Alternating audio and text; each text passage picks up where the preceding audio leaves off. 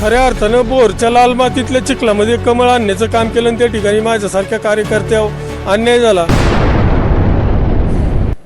मला शेवटपर्यंत खात्री होती की पक्षाची उमेदवारी मला मिळेल, कारण गेल्या 10 वर्ष म्हणजे 2017ला मी भारतीय जनता पार्टीमध्ये प्रवेश करून अध्यक्षपदाची धुरा त्या ठिकाणी सांभाळली। म्हणजे 2017 ते 25पर्यंत मी अध्यक्षपदावर काम करत होतो।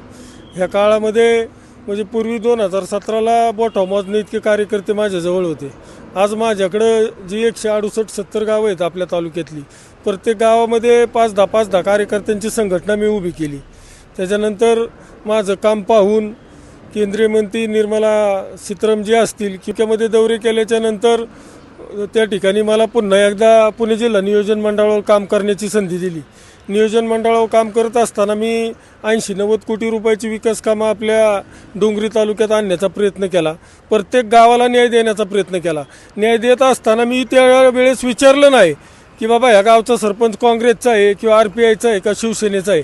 प्रत्येक गावाला जे कामाची गरज असेल, जे लोकसहभागाचं लोकयुक्त काम असेल ते प्रत्येक काम केले। त्यामध्ये रस्ता असेल, गटर असतील, ड्रेनेज लाईनी असत्यान, सभामंडप असत्यान, शाळा वर्ग खोल्या असत्यान। त्याच्यानंतर मुख्यमंत्री सहायता निधीतून मी 4.5 ते 5 कोटी रुपये आपल्या तालुक्यातील रुग्णांना मदत केली आहे।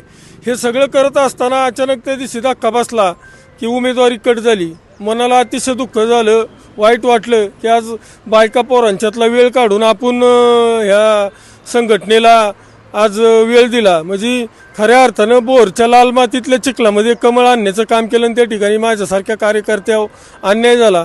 अन्याय झाल्यामुळं मला 2-4 दिवस अस्तव्यस्त झालेलं आहे, म्हणजे काय सुचना काय करावा। पण काल परवा या 2 दिवसात आपल्या तालुक्यातीलच म्हणजे नुसत्या जिल्हा परिषद गटातीलच नाही, पूर्ण तालुक्यातील माझ्या कार्यकर्त्यांनी काल 5-10 कार्यकर्ते प्रत्येक गावातले काल भेटायला आले।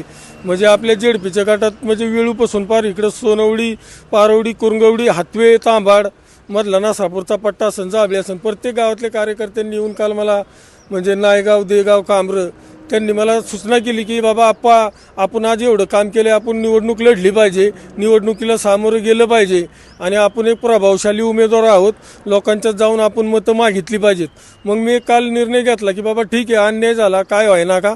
आम्ही काल सर्व कार्यकर्त्यांची बैठक लावली। इथं बैठकीमध्ये आमचा असा निर्णय झाला की आपण निवडणुकीला सामोरं जायचं। त्या दृष्टीने मी तर फॉर्म भरून ठेवलेला आहे। 27 तारखेला माझ्या सर्व कार्यकर्त्यांची इच्छा आहे की आपल्याला वरून कोणाचं पाठबळ असो अगर नसो, आपण या ठिकाणी बंडखोरी करून अपक्ष उमेदवार म्हणून निवडणूक लढवायची।